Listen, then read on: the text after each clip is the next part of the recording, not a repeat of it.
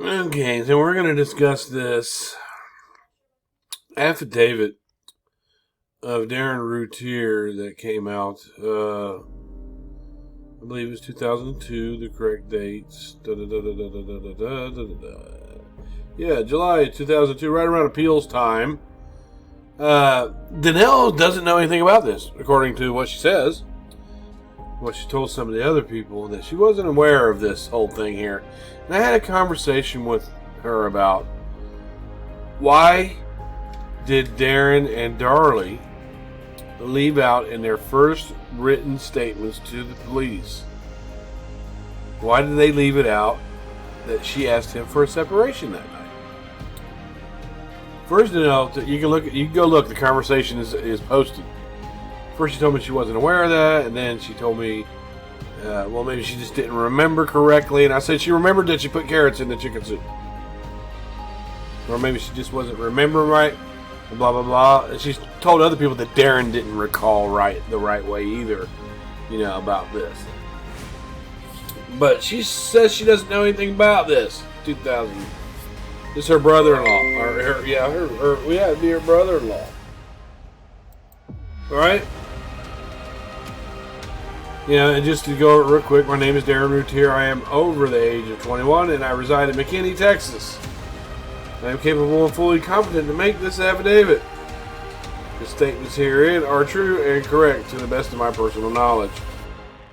I am the husband of petitioner Darlie Lynn Routier, of the petitioner. In 1994, I spoke to a person about my Jaguar automobile. In that conversation, I said that it wouldn't bother me if the Jaguar was stolen. That person then stole the Jaguar. Now this is relevant. Why? Because it was the white Jaguar. He had two of them. Not at the same time. But the white Jaguar, and Beja spoke to me in depth about the car, and even told me where it was. Said it was in Hamilton, Ohio somehow. But this was a real insurance scam, and they did collect money for it because Beja said so. Can't find any record of it, but blah blah blah. Darlie herself knew all about this one. In March or April of now notice that he doesn't say Barry Five's name. Why is it that person? That person. Why is it that person?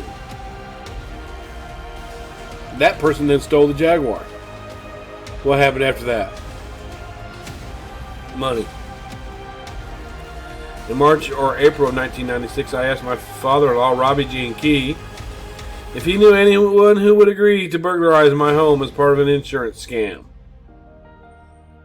I said that I would arrange for my family to be absent from the house, blah blah blah, and that someone I would hire would come in the house, blah, blah, blah, that would come in the house with a U-Haul truck.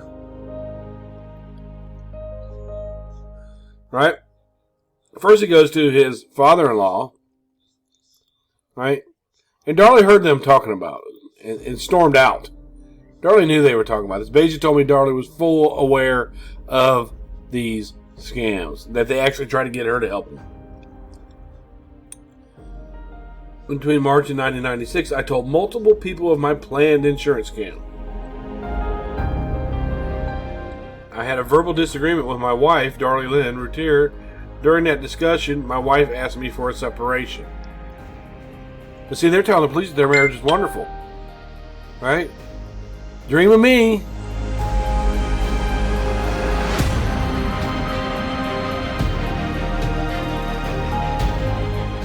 Talking about meeting with Mulder. He continued to meet with Mulder.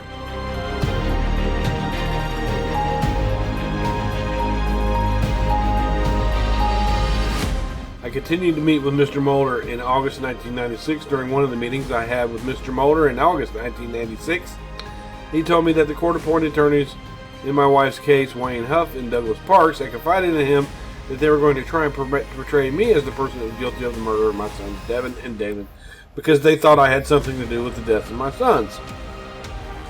Darlie's own attorneys thought that he had something to do with it, right? I told Mr. Mulder that if we hired him, I did not want him to go after me. Mr. Mulder agreed that if hired to represent my wife, he would not argue as part of the defense that I was in any way responsible for the death of my children. Between July 96 and September 96, I continued to meet regularly with Mr. Mulder. On September 30, 1996, Mr. Mulder represented me at a show cause hearing before Judge Toll, the state of Texas alleged that I violated a gag order in a criminal case against my wife. That's when they went on the radio show.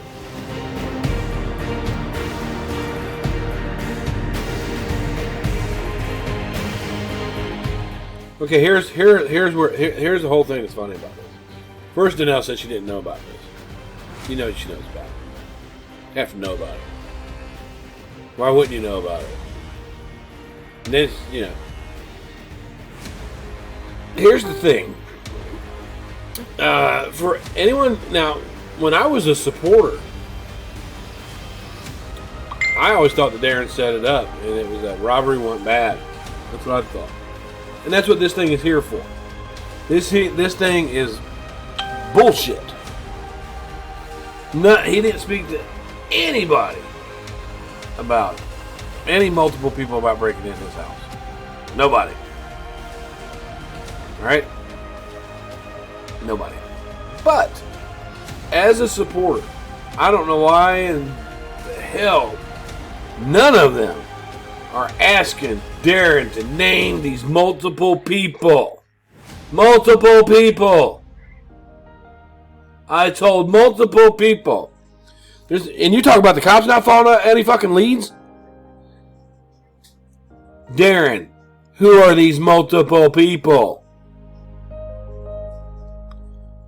You got a lead right here. Ain't none of you spending money to find this multiple. Ain't nobody writing in his ass about it, are they?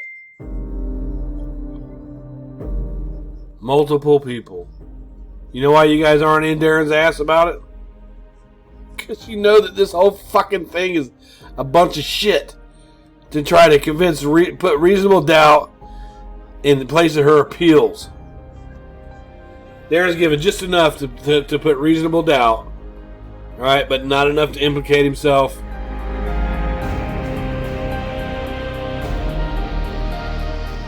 Why is nobody mad in the family mad at him for that?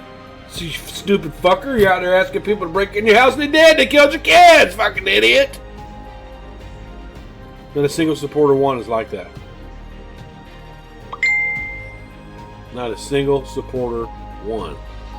And then you have this one, Robbie Gene Key.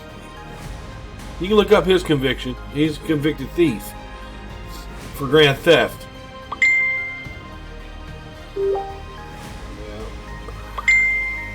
And notice how this starts out. This is the affidavit of Robbie Gene Key, which this whole thing is not valid at all. It's not valid. My name is Darla Key. Typed up wrong. Blah, blah, blah. Whoever did it. And the signature had Darla Key. Before me, the undersigned authority and on this day personally appeared before me Robbie Gene Key, who duly sworn stated the following. My name is Darla Key. I am married to Darla Key. I am over the age of 18 and fully competent. Blah, blah, blah. I am married to Darla Key. My stepdaughter is Darlene Lynn Routier. In approximately the spring of 1996, Darin Routier was at my home and we were in the kitchen when he asked me if I knew anybody that would burglarize his home so he can make an insurance claim. Darin Routier explained that he and his family would be gone from the house and the burglar would come in with a U-Haul truck and remove gobs of stuff from the house and take items somewhere. Darin would retrieve the items after insurance and blah blah blah, and he'd pay the burglar out of insurance.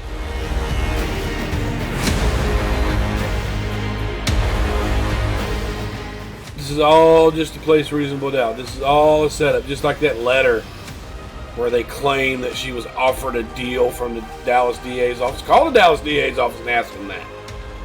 They'll laugh. They never offered her a deal. But somehow we were able to see the letter that the attorney wrote to Darlie. Somehow it made it back out here for all of us to see. Did she send all of her other mail out too?